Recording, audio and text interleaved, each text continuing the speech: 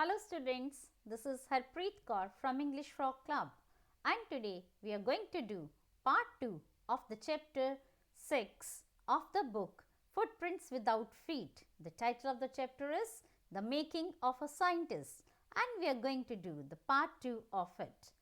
Let's begin with the explanation of the chapter. Then in 7th grade, he got a hint of what real science is when he entered a county science fair and lost. It was really a sad feeling to sit there and not get anything while everybody else had won something. Ebright said his entry was slides of frog tissues which he showed under a microscope.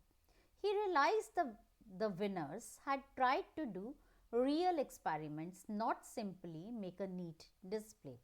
So, when Ebright was in 7th grade, he got a hint of what the real science was. He actually came to know what real science is, and at that time, how he came to know was an incident or an event where he happened to participate, as every child is quite encouraged to participate in science fairs. In the same way, he also participated in the science fair, but unfortunately he kept on sitting there. Nobody visited him and he did not win any prize there. Then he understood that what the winners had achieved, why the winners had achieved, was because they tried to do the real experiments. So this lesson of losing at the science fair gave him this idea that at the fair some real experiment is to be done. It is not simply displaying something at the fairs that will be gaining knowledge and that will be helping him to earn some kind of prize. So, he learnt a life lesson there by losing in the science fair. Already the competitive spirit that drives Richard Ebright was appearing. I knew that for the next year's fair I would have to do a real experiment. He said, the subject I knew most about was the insect work I had been doing in the past several years. So, he had decided about the subject he wanted to do, and this time he had thought of real experiment and he had decided on what thing he will be pursuing for his real experiments. That would be an insect on which he was working for the several years, for the last many years, since he was in the primary only. He was collecting that insect and he thought that he would be working on that insect for the real experiment. So he wrote to Dr. Urquhart for ideas and back came a stack of suggestions for experiment. Those kept Ebright busy although all through high school and led to prize projects in county and the international science fair.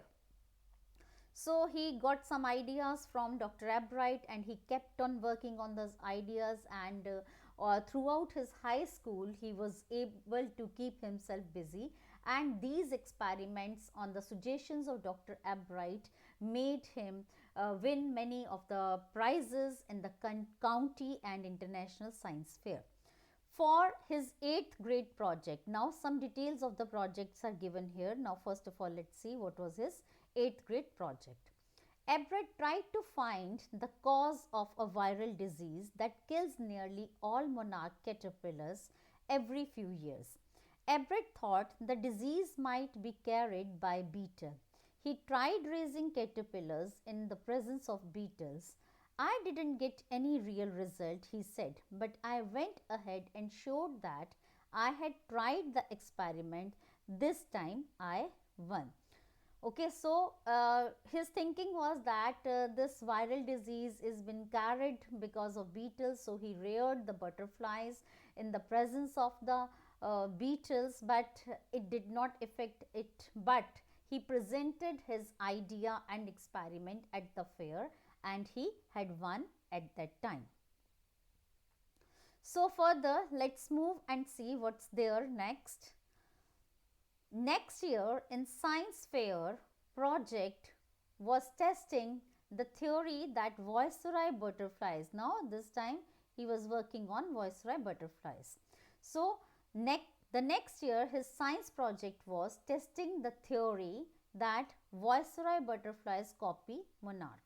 The theory was that viceroys look like monarchs because monarchs don't taste good to birds. So viceroys on the other hand do taste good to birds. So the more they look like monarch, the less likely they are to be a bird dinner. So next he worked on this theory. He wanted to nullify the theory that viceroys look like monarch because monarchs don't taste good to the birds. But actually what he proved was that monarchs taste good and they try to copy viceroys and because they want to save themselves. So this is their kind of protecting themselves. Ebright's project was to see whether in fact birds would eat monarch. So this was actually his project, whether birds eat monarchs or not.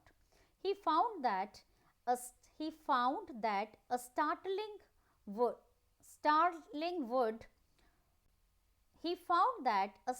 would not eat ordinary bird food. It would eat all the monarchs it could get. Everett said later research by other people showed that viceroys probably do copy monarch. This project was placed first in zoology division and third overall in the county science fair. So this time he received 2 prizes, first in zoology and third in overall science fair. So what he proved here that the birds don't, there is a bird named starling that eats only monarch butterflies. Okay.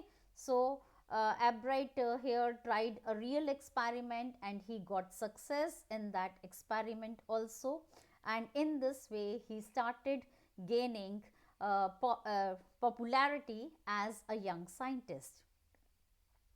In his second year in the high school, Richard Ebright began to research that led to his discovery of an unknown insect hormone.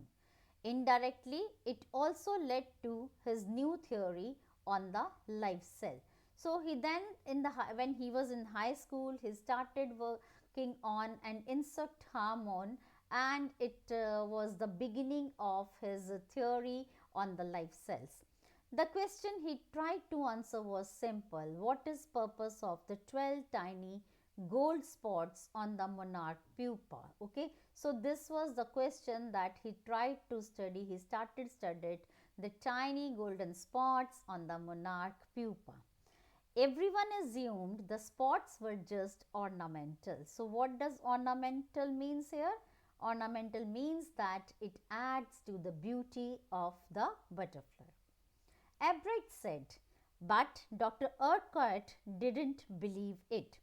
To find the answer, Ebright and another excellent science students first had to build a device that showed that the spots were producing a hormone necessary for the butterfly's full development. Okay, so they devised a device. This project won Ebright first place in the county fair and entry to the International Science and Engineering Fair. There he won third place for zoology, and he also got a chance to work during the summer at the entomology laboratory of the Walter Reed Army Institute of Research. So his researches led him not only prizes, but he got opportunities to work at different places, and this project helped him not only to win prizes at the international fair, and he also got an entry to the international fair, and he also got a summer job to work with the Reed Army Institute of Research. As high school junior, Richard Ebright continued his advanced experiments on the monarch pupa. That year, his project won first place at the International Science Fair and gave him another chance to work in the army laboratory during summer. So, again, when he was just a high school junior, he did advanced experiments on monarch pupa, and again he got first place in the International Science Fair, and he also got a second chance to work in the army laboratory. In his senior school, he went a step further. He grew cells from a monarch wing in a culture and showed that the cells would divide and develop into normal butterfly wings scales only if they were fed the hormone from the gold spots. That project won first place for the zoology at the international fair. He spent the summer after graduation doing further work at the Army Laboratory and at the laboratory of the US Department of Agriculture. So again he continued with the experiment in the same line, and he proved that butterfly scales they only develop, normal butterfly wing scales could only develop when they were fed with that gold spots hormone that was produced by those gold spots. And he won the first prize in the international fair, and he again got chance to work in the army laboratories, and so he worked for the US Department of Agriculture. The following summer, after his freshman year at Harvard University, Albright went back to the laboratory of the Department of Agriculture and did more work on the hormone from the gold spots. Using the laboratory's sophisticated instruments, he was able to identify the hormone's chemical structure. So, he had got an excellent chance to work in that department and the laboratory of the agriculture department, and because of these instruments, sophisticated instruments, highly equipped, he got highly equipped, and he was able to identify the hormones chemical structure. A year and a half later, during his junior year, Albright got the idea for his new theory about cell life. It came while he was looking at X-ray photos of the chemical structure of a hormone. Okay. So, just 1.5 years later after that, during his junior year, okay, he got an idea for his new theory about the cell. How that idea came? While he was looking at some X-ray photographs of the chemical structure of the hormone, he got the idea about the theory of cell life. When he saw those photos, Albright didn't shout, "Eureka!" or even "I have got it," but he believed that along with his findings about insect hormones, the photos gave him the answer to one of the biologist's puzzle, how the cell can read the blueprint of the DNA. So, here he solved the biology project puzzle that has puzzled every scientist, what was the base and how the DNA blueprint can be seen. So, here he got that because it was all because of his belief that he was working on this project for such a long time, and that became a reality. His belief became a reality. Okay. So, what he proved here, that how the cell can read the blueprint of its DNA. DNA is a substance in the nucleus of a cell that controls heredity. It determines the form and function of cell. Thus, DNA is the blueprint of life. Albright and his colleague, roommate, James R. Wrong. So, what was the name of his colleague and roommate? Was James R. Wong. Worked all night drawing pictures and constructing plastic models, molecules to show how it could happen. Together, they later wrote the paper that explained the theory. Surprising no one who knew him, Richard Albright graduated from Harvard with the highest honors, second in his class of 1510. Albright went on to become the graduate student researcher at Harvard Medical School.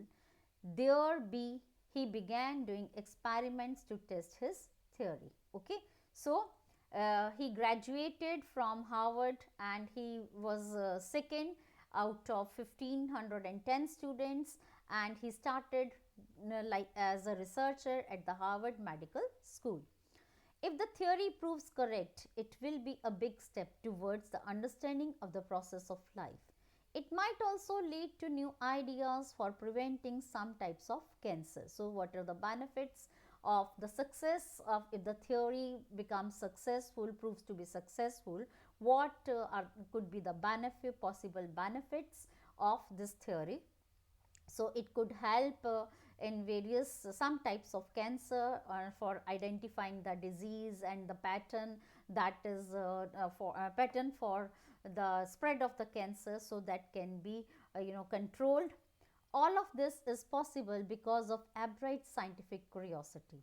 His high school research into the purpose of spots on the monarch pupa eventually led him to his theory about the cell life. So, he was a scientist by nature, and since childhood he was into all this process, and when he was in high school, his research he started working on that monarch pupa, and that led him about the theory of the cell life. Richard Albright has been interested in science since he first began collecting butterflies, but not so deeply that he hasn't time for other interests. Albright also became a champion debater and public speaker, a good canoeist, all-round outdoor person. He is also an expert photographer, particularly of nature and scientific exhibits. So, here in this paragraph, we are getting a glimpse into Albright as a whole personality. He was not only of scientific bent, he did not have only scientific bent of mind, but he was well versed in many other skills. He was a debater, a speaker, he could play well, he could entertain himself in a canoe, and he was a very good canoeist, and he was a outdoor person who loved to be in nature, and he was a photographer, and his main photography was on nature and scientific exhibits. In high school, Richard Albright was a student because learning was easy. He turned a lot of his energy towards debating and Model United Nations Club. He also found someone to admire, Richard A. Wheeler, his social studies teacher and advisor to both clubs. Mr. Wheeler was the perfect person for me then. He opened my mind to new ideas, Albright said. So, science was in him, and he did not had to labor a lot for learning science. It was quite easy for him, and so he started developing the other aspects under the guide of Richard A. Wheeler, his social study teachers, and he became a good debater, and he could express his ideas, and that opened that opportunity of participating in debates, open his mind to new ideas. Richard would always give that extra effort, Mr. Wheeler said. What pleased me was here was this person who put in 3 or 4 hours at night doing debate research besides doing all his research with butterflies and other interests. So, this paragraph shows about the hard-working nature of Richard. He did not leave one thing for the sake of other thing. When he was given the debate project, he had to research on the debate. He gave extra time for researching for the debate and kept on the time that he used to give to the butterfly project, and this way his hardworking nature is shown in this paragraph. Richard was competitive, Mr. Weir continued, but not in a bad sense. He explained. Richard wasn't interested in winning for winning's sake or winning to get the prize. Rather, he was winning because he wanted to do the best job he could.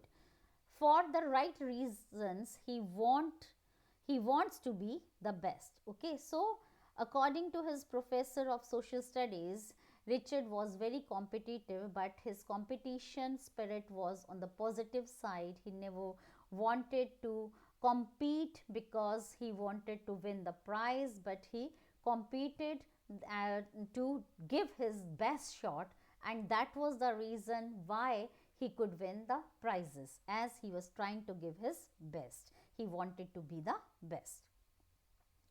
And that is one of the ingredients in the making of a scientist. So here we are getting the ingredients of a making of a scientist. Someone who is not after the prizes, someone who works for to be the best, and who works for pleasure and not for winning, and he had the curiosity. So these are the main things that are required to be a scientist. Start with the first rate mind. So here the ingredients are given. Start with the first rate mind, add curiosity, mix in well with win. For the right reasons, Albright has these qualities from the time the book The Travel of Monarch X opened the world of science to him. Richard Albright has never lost his scientific curiosity. So when his mother gave this Travel of Monarch X book to him, that opened gates for him of the scientific world, and he got interested in monarch butterfly, and he added he was blessed with a very sharp brain, his curiosity and his winning at the various fates, fears, etc., made him the scientist he was destined to be. So Richard Albright became a very well known scientist, and this is all that is presented in this chapter. With this, I come to an end of the part 2 of the chapter, The Making of a Scientist. See you in the next video, and do subscribe to my channel if you consider my teaching is a little beneficial to you. Do share my videos with your friends, and don't forget to hit the like button and press the bell icon. See you in the next video.